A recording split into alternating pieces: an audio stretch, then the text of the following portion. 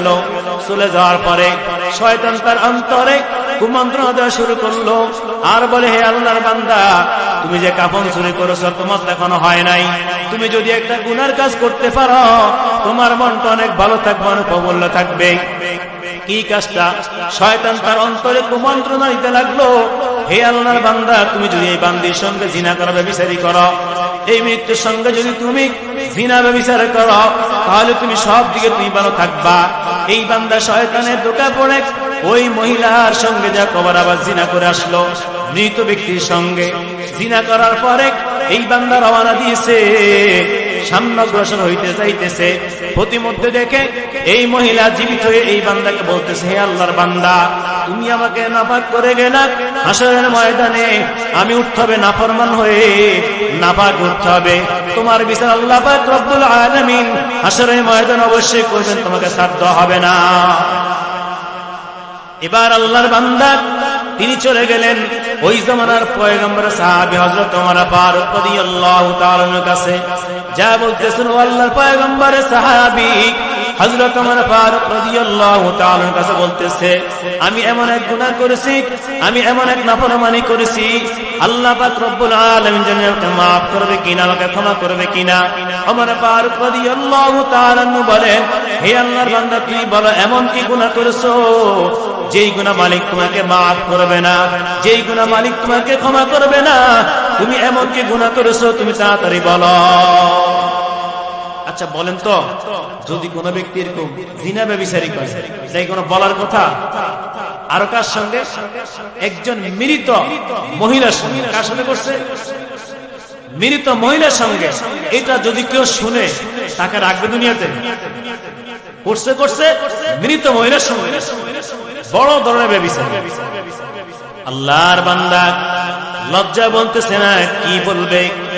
তারপরে বলল, ওমর ফারুক রাদিয়াল্লাহু তাআলা তিনি চোখের পানি ছেড়ে দিলেন, আর বললেন, হে নাফরমান, তুমি আমার দরবার থেকে বের হয়ে যাও, তোমাকে আল্লাহ পাক রব্বুল আলামিন maaf করবে না। এই আল্লাহর বান্দা চলে গেলেন, এমন কান্নাকারি করতেছেন, কানতে কানতে উনিও কানতেছে, ওমর ফারুক রাদিয়াল্লাহু তাআলা কানতেছে। ওমর ফারুক রাদিয়াল্লাহু তাআলা উনি কি করলেন? আল্লাহর নবী দরবারে নিয়ে গেলেন।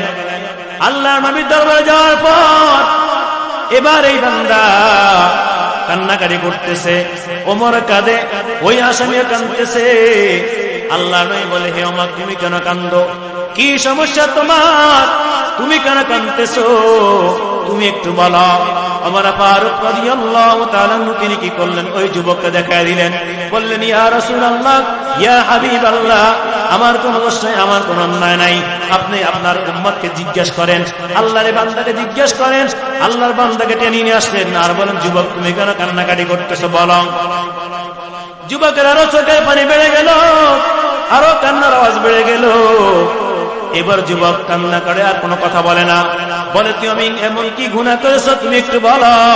যুবক বলে, ইয়া রাসূলুল্লাহ, ইয়া হাবিবাল্লাহ, আমি এমন গুনাহ করেছি যেই গুনাহ কখন আমার মালিক আমাকে maaf করবে না।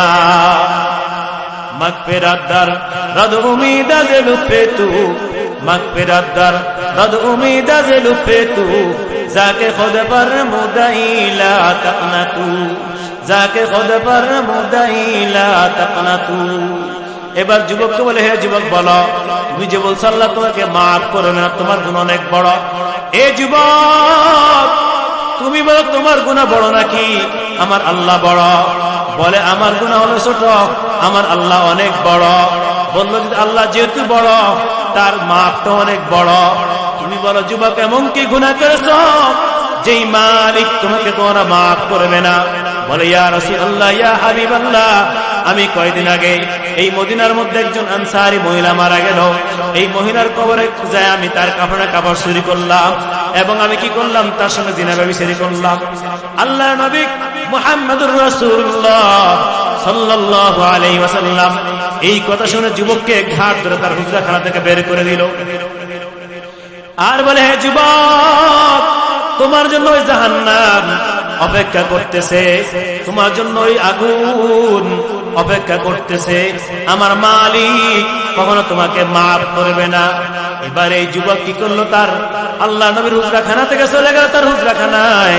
এই যুবক একটানা 40 দিন পর্যন্ত আল্লাহ দরবারে কান্নাকাটি করতেছে, সারা রাত ইবাদত করতেছে, আর বলে ও আল্লাহ, যখন 40 দিন হয়ে গেল, 39 দিন হয়ে গেল, এই যুবক আল্লাহর দরবারে হাত রেখে কান্নাকাটি করতেছে, আর বলে আল্লাহ, আমি এমন এক গুনাহ করেছি যে গুনাহ কোনো মাফ নাই। ও মালিক, তুমি দয়া করে আমাকে মাফ করে দাও। তুমি যদি আমাকে মাফ না করো, তাহলে তুমি আমাকে আসমান থেকে এক খণ্ড আগুনে তুমি আমাকে জ্বালায় দাও, কারণ দুনিয়া শাস্তি একেবারে সহজ আর কবর শাস্তি একেবারে কঠিন।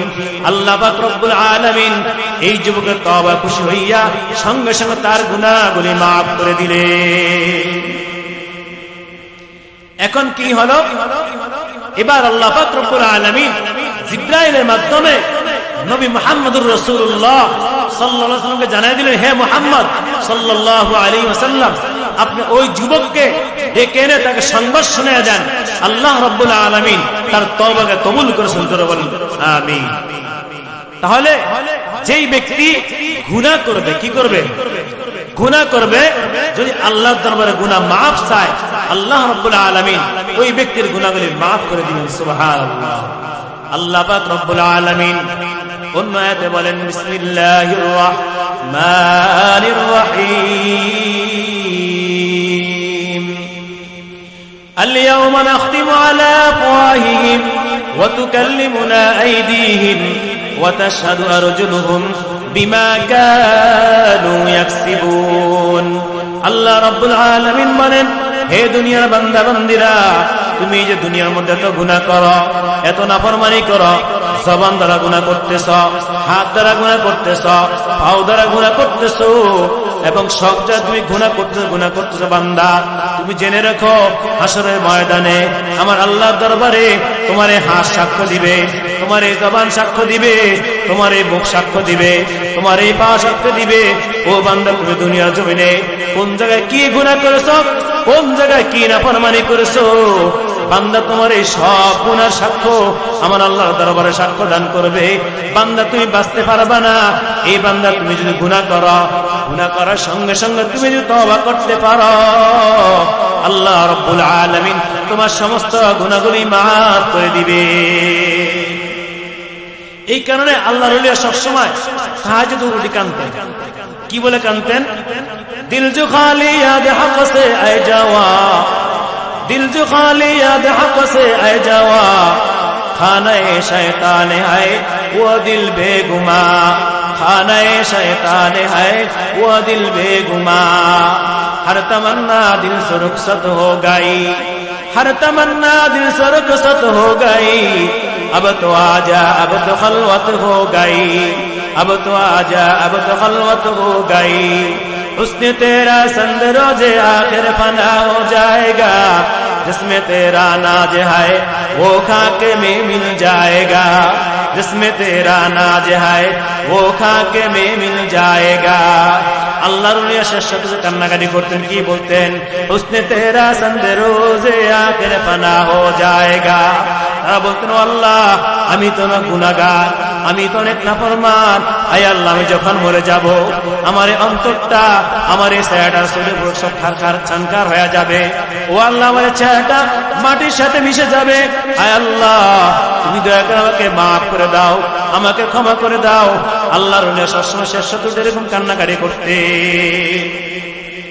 বান্দা গুনাহ করে কিন্তু তওবা করে না। কি করে না বলেন? তওবা করে না। আল্লাহ রাব্বুল আলামিন সবচেয়ে বেশি খুশি হয় যে বান্দা বেশি বেশি তওবা করে। সুবহানাল্লাহ, সুবহানাল্লাহ বলবেন না? আল্লাহ বেশি খুশি কিভাবে? বান্দা যখন বেশি কি করে? তওবা করে। বান্দা তুমি গুনাহ করছো, তুমি তওবা করছো, আবার তুমি গুনাহ করছো, দেরি হয়ে গেছে, তওবা করছো। এই বান্দা আবার তওবা করছো, গুনাহ করছো, আবার তওবা করছো। বান্দা তুমি যত গুনাহ করবা তত তওবা করবা, আমি আল্লাহ তোমার এই তওবার কারণে আমি আল্লাহ তোমার উপর অনেক খুশি হয়ে যাই। শুধু গুনাহ, গুনাহ কার নাই রে ভাই? নামাজ পড়ে না, বান্দা মিথ্যা কথা বলে, বান্দা কবিরা গুনাহ করে, বান্দা অনেক নাফরমানি করে। এই আল্লাহর বান্দা বান্দিরা জীবনে জবান দ্বারা কত গুনাহ করছো, জীবনে চোখ দ্বারা কত গুনাহ করছো, জীবনে হাত দ্বারা কত গুনাহ করছো, জীবনে পাও দ্বারা কত গুনাহ করছো, জানি না, তবে না জানি আজরাইল মালাকুল মউত এসে সামনে হাজির হয়ে যায়। মালাকুল মউত সামনে যখন হাজির হবে আর পালাবার মতো কোন রাস্তা নেই। কোন রাস্তা আছে? এই কারণে মালাকুল মউত আজরাইল আলাইহিস সালাতু ওয়াস সালাম আমার সামনে আসার আগে আমরা কি করব? আল্লাহর দরবারে তওবা করব, গুনাহ মাফ চাবো। ও আমার ভাই, ও বৃদ্ধ বাবাজিরা, হাঁটতেছেন তওবা করবেন, রাস্তা দিয়ে হাঁটতেছেন তওবা করবেন, গায়ে দুষছেন তওবা করবেন, তওবা দোয়া করবেন। আস্তাগফিরুল্লাহাল্লাযী লা ইলাহা ইল্লা হুয়াল হাইয়ুল কাইয়্যুম ওয়া আতুবু ইলাইহি লা হাওলা ওয়ালা কুওয়াতা ইল্লা বিল্লাহিল আলিয়্যুল আযীম। বান্দা তুমি গায়ে দুষ্ট তওবা করবা। যদি তুমি আরবিতে না পারো, আল্লাহ দরবার, আল্লাহ জীবনে অনেক গুনাহ করেছি, জীবনে তোমার নাফরমানি করেছি, চোখের পানি ছেড়ে দাও, কান্না করো। যদি চোখের পানি না আসে, কান্নার বান করো।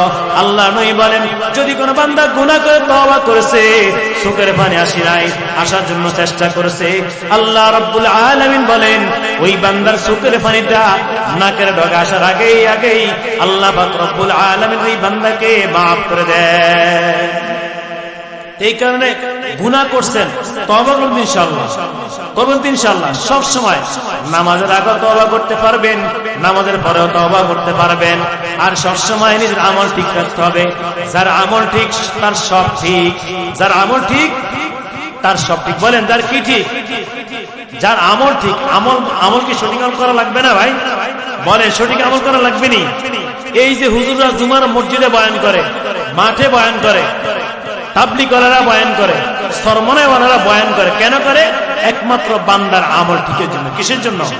এই যে এত ওয়াইজিন হুজুরা করতেছে, প্রধান বক্তা বলেন, প্রধান অতিথি বলেন, যত বক্তা বলেন, আমন্ত্রণ ওলামায়ে কেরাম বলেন, সব কিসের বয়ান করে? একমাত্র ঠিক হওয়ার জন্য। কিসের জন্য? বলেন একমাত্র এই যে ভালো হওয়ার জন্য। এটা তার কোরআনটা পুরোটাই কি দাওয়াত, পুরোটাই কি দাওয়াত। এই কারণে আমাদের আমল ঠিক কি ঠিক রাখতে হবে। আমল সে জিंदगी বুনতি है ये जन्नत भी जहन्नम, अमल से बुनती है ये जन्नत भी जहन्नम, ये फितरत अपनी खाकी न नारी है न नूरी, ये फितरत अपनी खाकी है न नारी है न नूरी। এই কারণে নিজেদের আমল ঠিক রাখতে হবে, সব ঠিক রাখতে হবে। যার আমল ঠিক তো তার সব ঠিক। ইনশাআল্লাহ আজকের এই যে মাহফিল হইতেছে, এখানে যুব সমাজের উদ্যোগে। কার সমাজের উদ্যোগে ভাই? যুব সমাজের উদ্যোগে। আমি যুব সমাজকে ধন্যবাদ দেই। আপনাদের এই এলাকার যুব সমাজরা পারতো এই মাহফিলটা না করে একটা গানের প্যান্ডেল করতে পারতো না? কি বলে পারতো নি? এই যুবক সমাজেরা, এই যুবকেরা এই যে এই মাহফিলে সময় দিয়েছে, আমরা তার জন্য দোয়া করি, তাদের জন্য দোয়া করি। আল্লাহ রাব্বুল আলামিন এই সমস্ত যুবকদেরকে যেন দ্বীনের জন্য কবুল করে নেয়। সবাই দোয়া করে। খাস দিলে আমি তাদেরকে ধন্যবাদ দেই, যেহেতু তারা অন্য কিছু না করে এই মাহফিলের জন্য চেষ্টা করছে। আর একটা দাওয়াত দেই, এই মাসের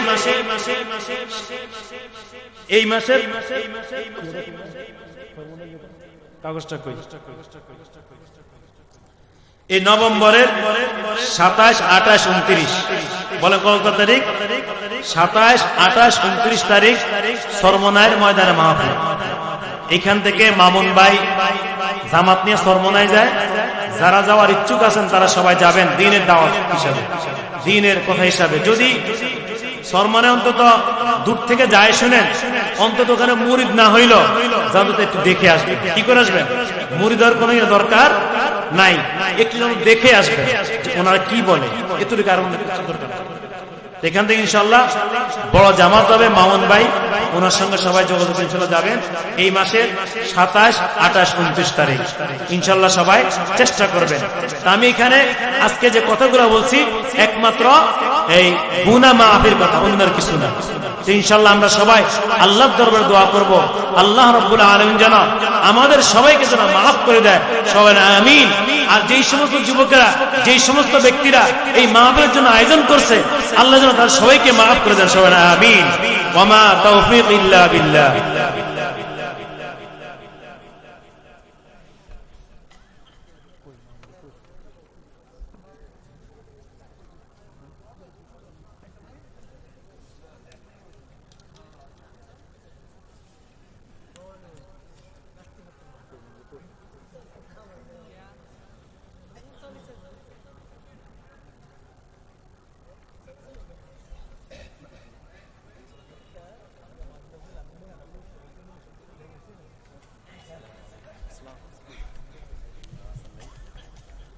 এই পর্যায়ে বক্তব্য নিয়ে আসছেন। এখন আপনার সামনে মূল্যবান বয়ান করবেন জনাব হযরত মাওলানা ইউনুস আহমদ সাহেব, শ্রীপুরী খতিব বাইতুল মামুর জামে মসজিদ। আমি হযরতের মূল্যবান বয়ান করার জন্য বিশেষভাবে আহ্বান করতেছি।